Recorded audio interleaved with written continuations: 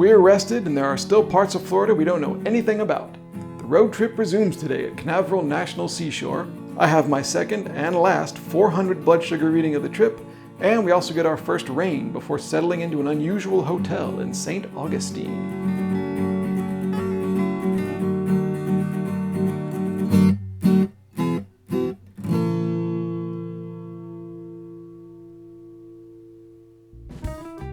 Day 29 of the trip, almost a month into it. After 3 nights at my dad's house in Sarasota, we were vagabonds again. Maceo and I set out in mid-morning to cut Florida in half, driving from the Gulf Coast over to the Atlantic Ocean. We chose smaller roads that I'd never been on before, and maybe it was the rust after a few days off, but I kept getting lost. It was a day of U-turns, of pulling into parking lots to look at maps, and of driving real slow because we weren't quite sure where we were.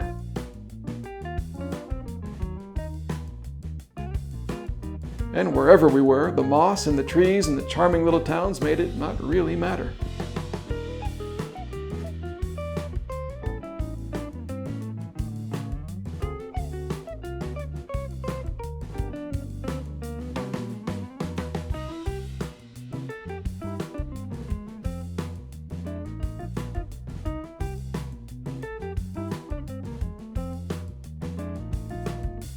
We stopped for a train crossing in the town of Mulberry.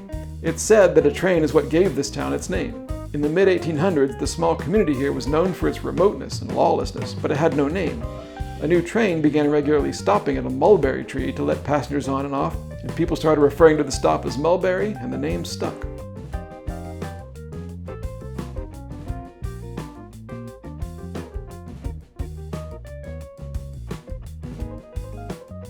Florida does not lack interesting local place names, something you get reminded of yet again as you pass through towns like Howey in the Hills. And it was near Howey in the Hills that we met a stop sign guy with style, gesturing to the sign on the side of the road without actually bothering to hold it up. Whatever you're doing, Central Florida, do it cool. Blood sugar was a bit low when we stopped for lunch, hot dogs and stuff from a gas station. In these situations, I usually eat a bit before taking my insulin, just so it all evens out. Timing is important in diabetes.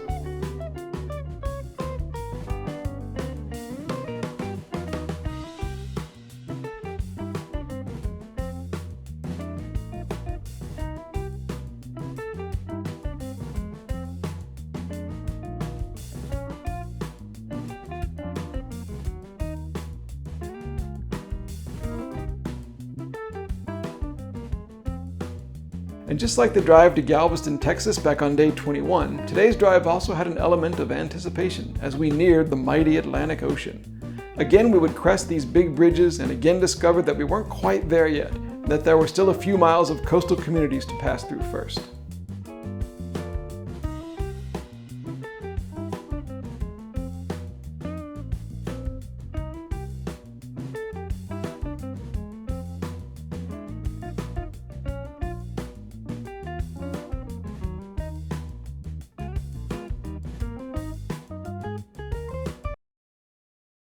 Still not having actually glimpsed the big water, we finally got to our first destination, Canaveral National Seashore, around 4:30.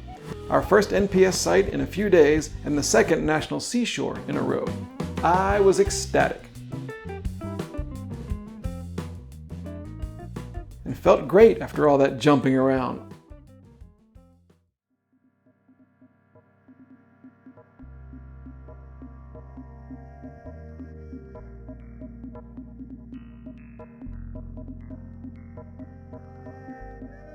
We made it to Apollo Beach Visitor Center just before they closed. They had some cool displays, especially these bones and turtle shells.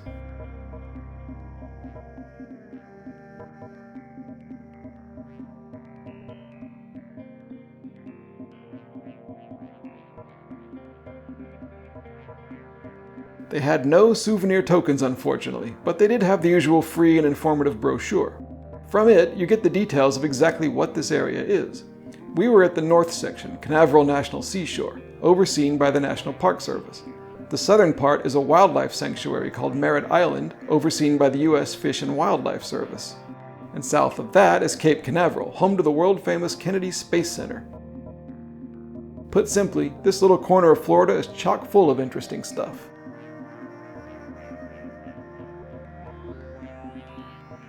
We were planning on doing a 1-mile hike along the beach, but first we drove down Eldora Road under its phantasmagorical canopy of weird, twisty trees.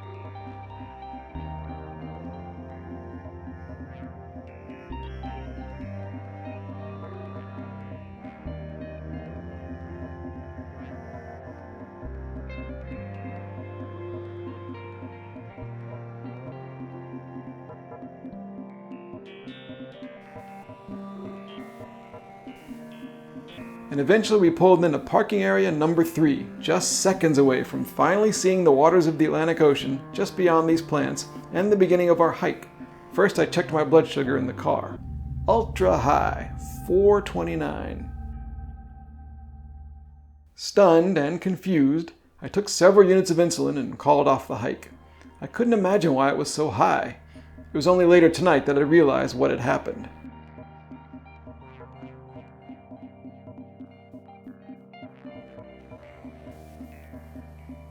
We did get out to see the beach though. The good news is that this, finally, officially, became a true coast-to-coast road trip.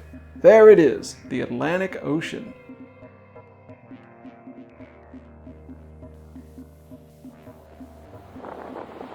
And again, like Pensacola, the beach here was windy and full of character.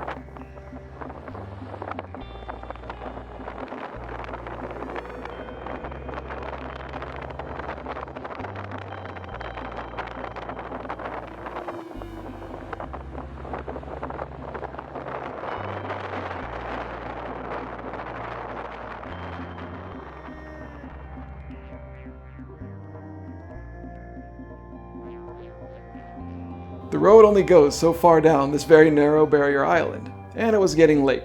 I felt we'd gotten to know Canaveral National Seashore pretty well in our short time here, a unique little natural outpost on the far edge of Florida.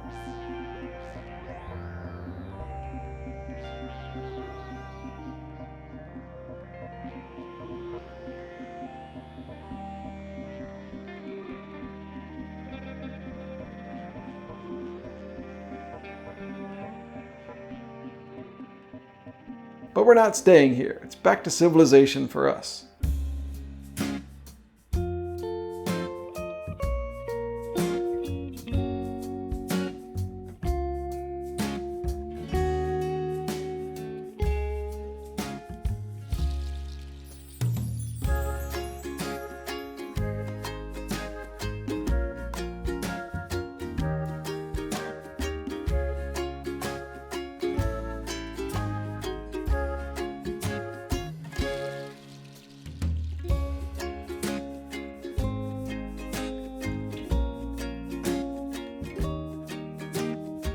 If you've been paying especially close attention to these videos, you may have noticed that it hasn't rained yet on the entire trip.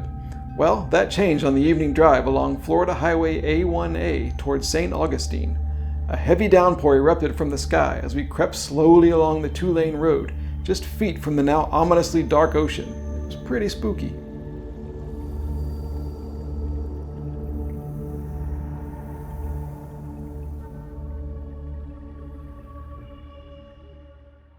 But the rain didn't last, and anyway, if it couldn't deter Weezer from their show at the St. Augustine Amphitheater, it couldn't deter us either.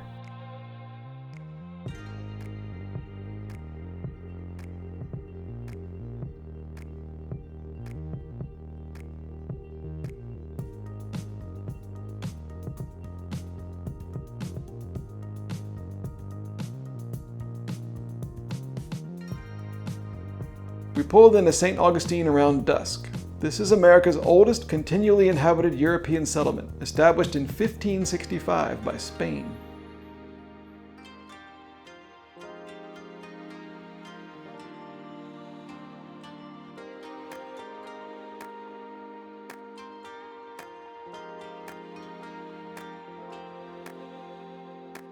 And maybe Louisiana's John Lafitte was still on our minds, because for some reason we chose to stay at the quirky Pirate House Inn.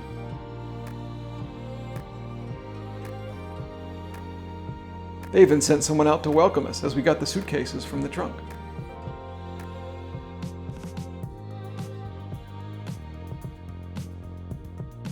Pirate House Inn has great decor, especially if you like globes and maps. I was in heaven.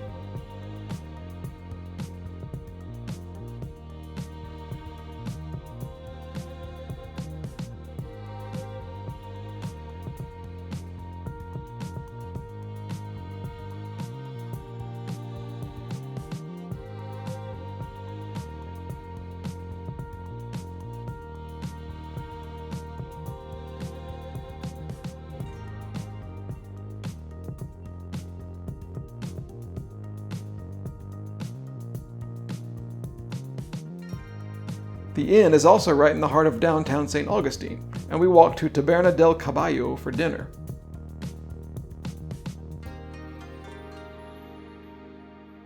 I checked my blood sugar and it was perfect, 98, and immediately I realized what had happened. I'd forgotten to take my shot altogether for the hot dog lunch. Some quick math showed that the 429 was exactly what it should have been, based on the carb count of what I'd eaten.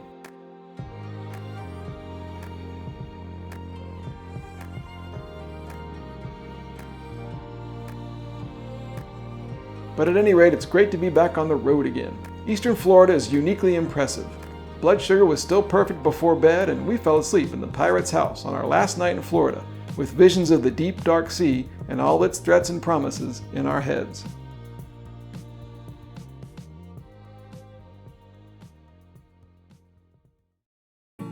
Tomorrow we take a look at Castillo de San Marcos National Monument in St. Augustine, then drive through the corner of my home state, Georgia, to get to Orangeburg, South Carolina to plan for our next national park, Congaree.